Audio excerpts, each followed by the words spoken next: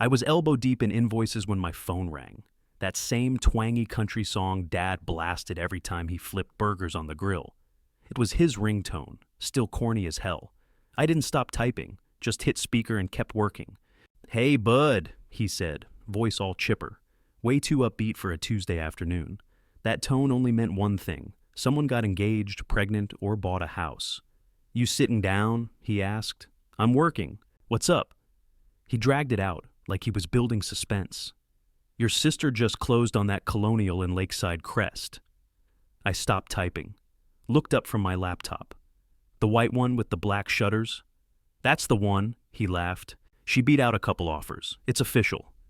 I leaned back in my chair, heart punching a little harder than I wanted it to. That was the same house I tried to buy 6 months ago.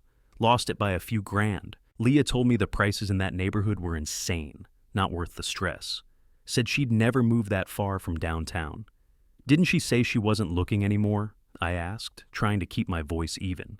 "She changed her mind, and we helped her out a bit." I didn't say anything. "We gave her $90,000 for the down payment," he added, like it was casual. "We wanted to give her a head start." My hands froze above the keyboard. My mouth went dry. "You always were the independent one, Lucas," he said, chuckling like that was some damn compliment. "Quick note, before listening, share which city or country you're watching from." I stared at my computer screen, not really seeing anything. They knew I'd spent the last year trying to get into Lakeside Crest. I never asked for help, but they knew how much I wanted it, and now Leah had it handed to her like a gift basket. "So you just gave her 90 grand? "Well, it's not a gift," he said quickly. "It's a loan, kind of. But you don't need help, right? You've always had that drive." I didn't answer. He laughed again, like we were having some heartwarming moment.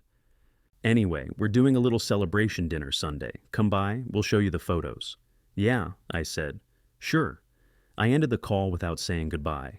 Then I opened a new spreadsheet. First line, $90,000 to Leah, $0 to Lucas.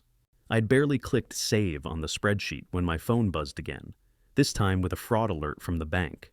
I grabbed it, still pissed off, thinking maybe it was spam, but no, it was real. Flagged login attempt, joint account, ending in 2903, suspicious location, Newark, NJ.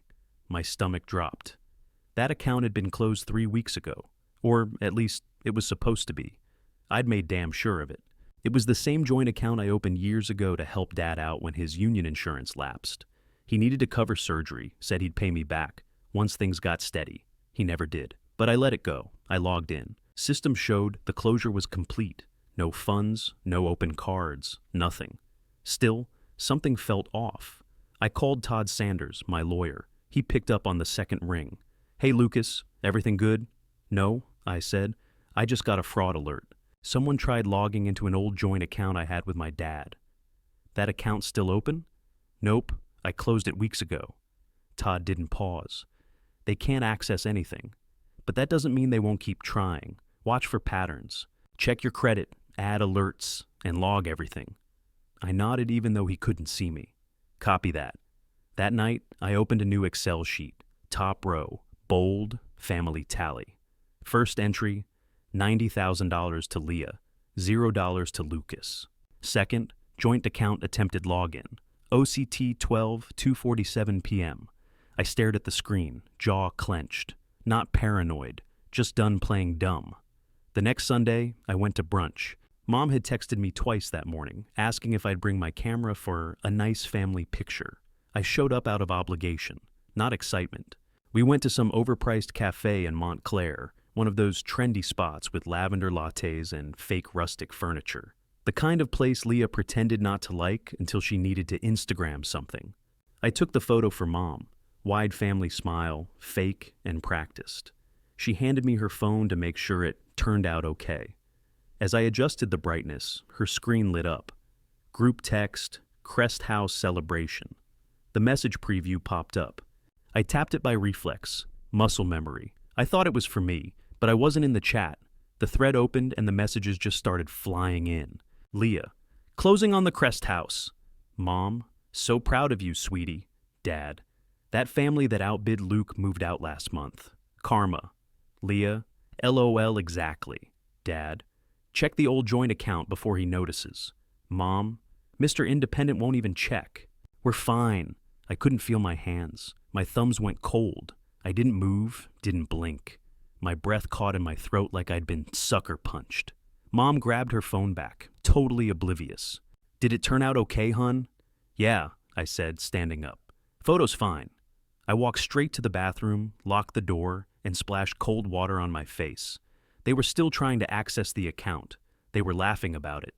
Mr. Independent won't even check. That was the joke. Me.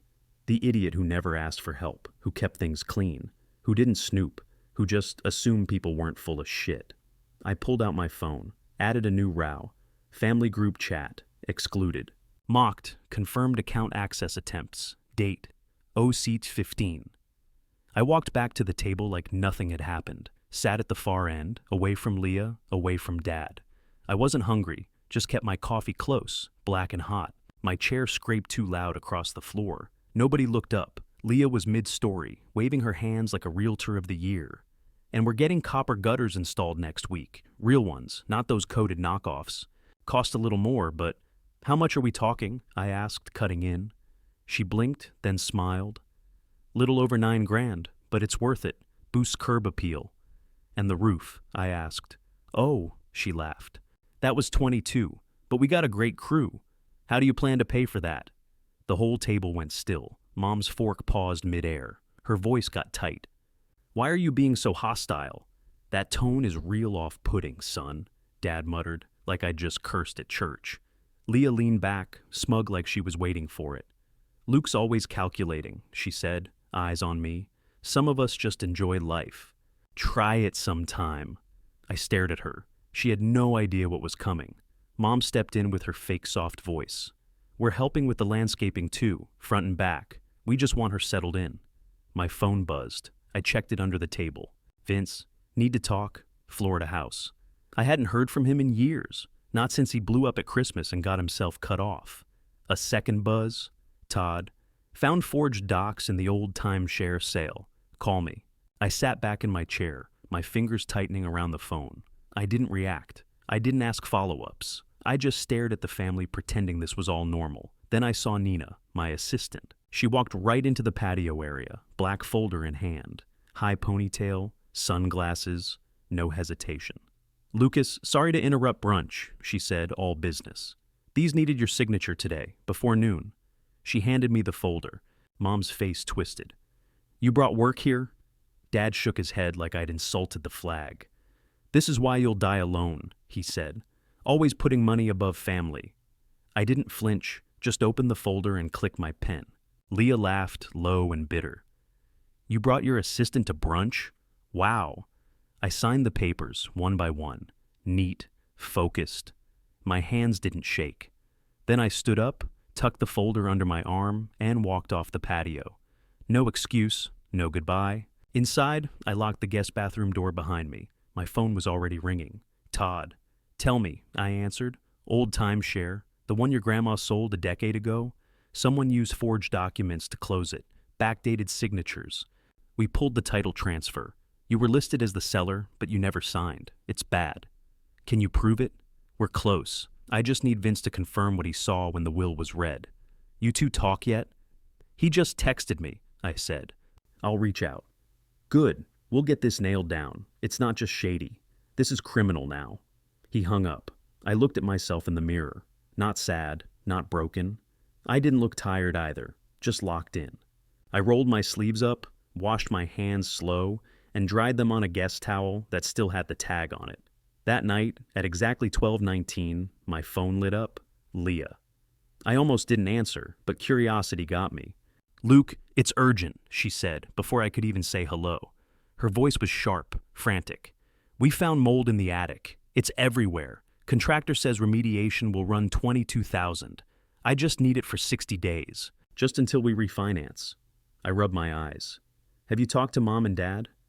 They said you just landed that new healthcare contract. You're flush. They told me you'd help. I can't. Her tone snapped like a whip. Can't or won't. I hung up. Blocked her number. By morning, I had 3 voicemails from Mom, all with the same tired guilt trip. Leah's struggling, honey. She's your sister. You've always had more. You don't understand how hard this is for her. I didn't respond. I deleted them one by one and drove straight to the office. Nina was waiting at the elevator, tablet in hand. Your parents are in the conference room, she said. Unannounced? Yeah, they told reception it was urgent. Something about the house. Perfect. I walked into the glass-walled conference room. Mom jumped up, arms open. Lucas! She came toward me like we were long-lost friends. I stayed standing, didn't move an inch. Dad cleared his throat. We need your help. Leah's in over her head with these repairs. Mom chimed in, pleading. We did so much for her already, but this mold, it's dangerous. It's not her fault. I leaned on the back of a chair, kept my eyes locked on them. You also told me to wait last spring, said the timing wasn't right. Now she owns the house I wanted, and you're asking me to fix it? Dad tried his calm, rational voice. Son, this is family. You can't put money above that. I didn't answer. The knock came on cue. Nina cracked the door. Your 10 o'clock is here. I pushed off the chair and walked out without another word. Mom reached for my arm, but I pulled away. They could drown in their own mess. I was halfway through the Kensington pitch when my phone buzzed again. Credit alert. I kept talking, clicking through slides, but I already knew something was wrong. Right after the final slide, I muted my mic and checked the notification. New card activity, 4,212. Home Depot, Wayne, NJ. New auto loan application, co-signed, 2019 Silverado, 2,875 charged to Coastal Times shares, F-Twan Lauderdale. Total flagged activity, 10,823s. I called Todd. We've got identity fraud, I said, stepping into the hallway. Multiple incidents, charges in my name, cosigns I never authorized. How recent? All in the last 48 hours. Cards I never opened, locations I haven't been to in years. He didn't pause. It's them. I know. Freeze your credit, lock every account, and start pulling statements. We need a full picture. I ended the call and turned back toward my office. My stomach felt like it was filling with gravel. Nina met me at the door with a thick envelope in her hands. She didn't say anything, just handed it over with that look. The one that said, "This is going to piss you off." I opened it right there. Inside were notarized estate documents. Vince's handwriting on the cover sheet. Thought you should finally see this. I flipped through. There it was, Grandma's final distribution sheet. I was listed for $35,000, full inheritance. Bank certified check number included. Signature line, forged. Next page, deed transfers on the Florida property she used to own. Vince highlighted the section. Property sold without full heir consent. My name was signed, in handwriting that wasn't mine. And the notary? I Googled her, retired in 2015. The doc was dated 2017. My hands curled tight around the pages. I'd asked about that inheritance once, years ago. Mom told me Grandma revised everything to handle medical bills. They didn't revise it, they buried it, sold her house, and cashed out.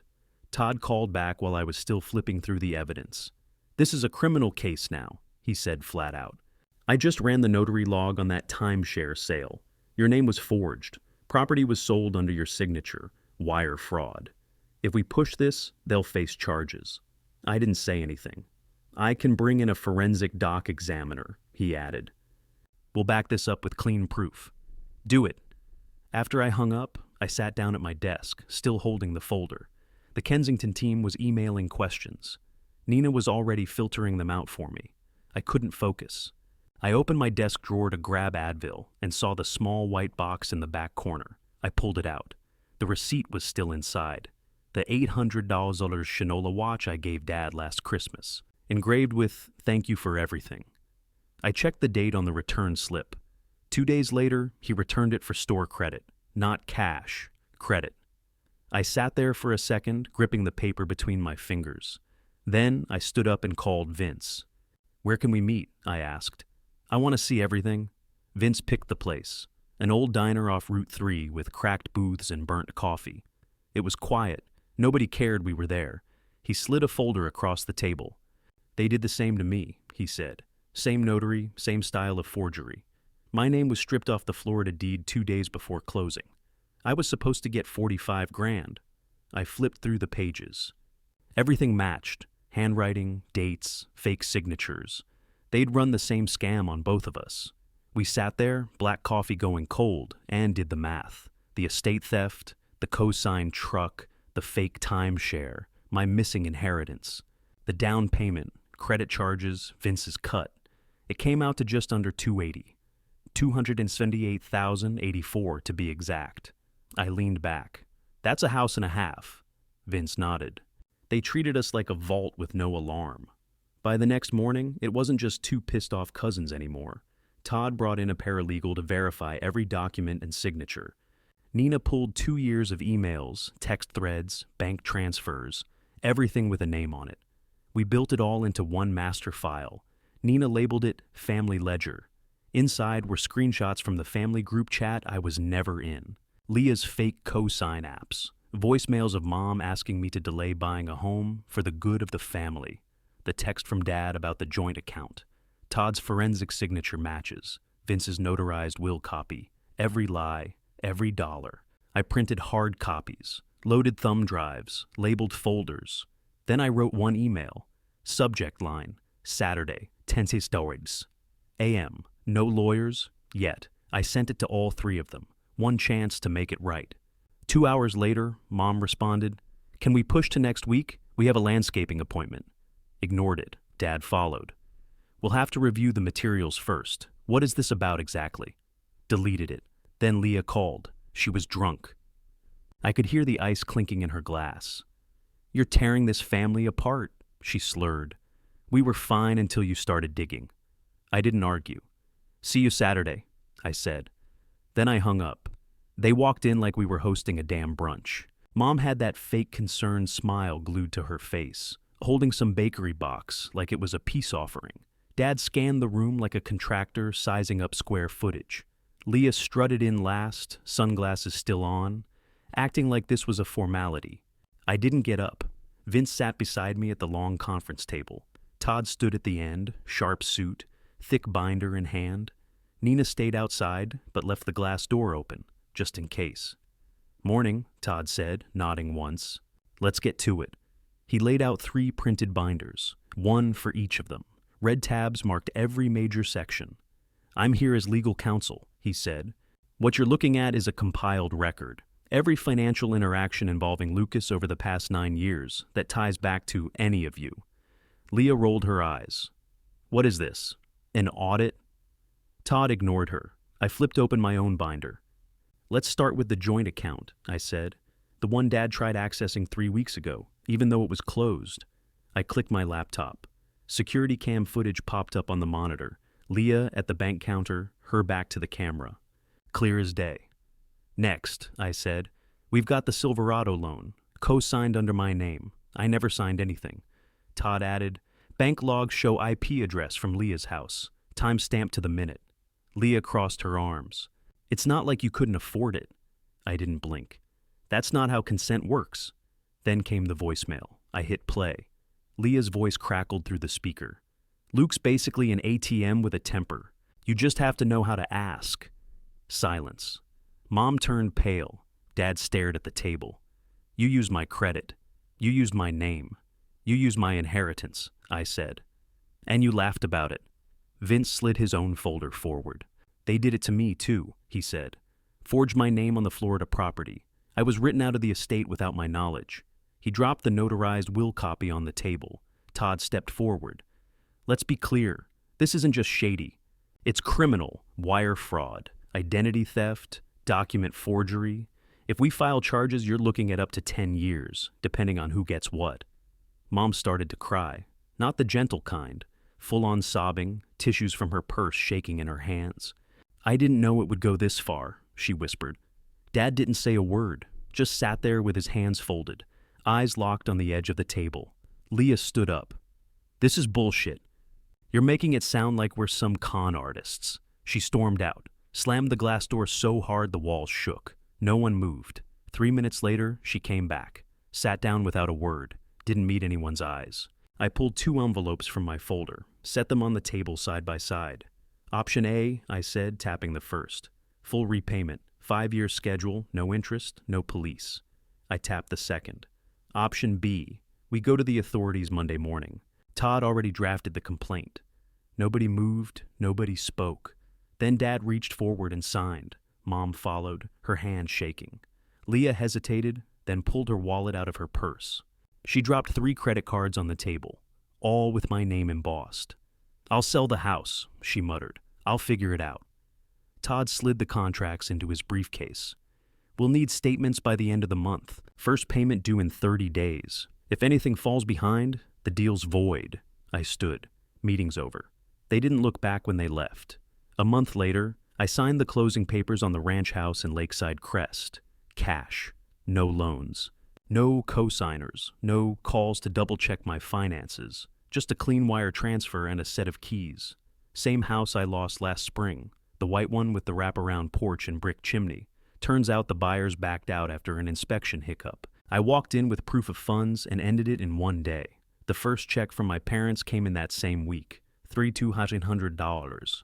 Todd had it direct deposited from the trust account he set up to track repayment. Vince got his too.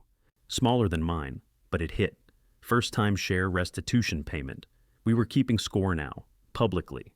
That Saturday, I invited them over, Todd, Vince, and Nina. We grilled steaks on the back patio. Bourbon flowed. Music played low from the Bluetooth speaker. The yard backed up to a small wooded line. Peaceful. No neighbors crowding the fence. Inside, framed on the mantel between 2 simple candles, was a black and white printout Nina designed. Family ledger. Account settled. Everyone smiled when they saw it. Nobody said anything. They didn't need to. Todd talked about his next case. Vince asked about property listings in Asheville. Nina joked about finally blocking Leah's number. It wasn't loud or rowdy, just easy. No masks, no setups. Dad sold his boat. Word was he needed the cash. Leah's house went up for short sale last week. Real estate listing was sad. Motivated seller needs work. The copper gutters were already rusting. I didn't feel pity. No satisfaction either, just stillness, clean, like a wound that finally clotted. That night, while cleaning up empty glasses from the porch railing, my phone lit up. Mom, I watched it ring, let it stop. She didn't leave a message. I stayed out there for a while, watching the yard. The grass was patchy, but the dirt was good, soft. I had plans to put a bench in the corner by the fence. Something solid, maybe teak, with wide armrests. A place to sit and read in the fall. No drama, no noise, just quiet. Some family ties aren't lifelines. They're ropes. And if you don't cut them, they drag you under. I set the phone down, went back inside, closed the door.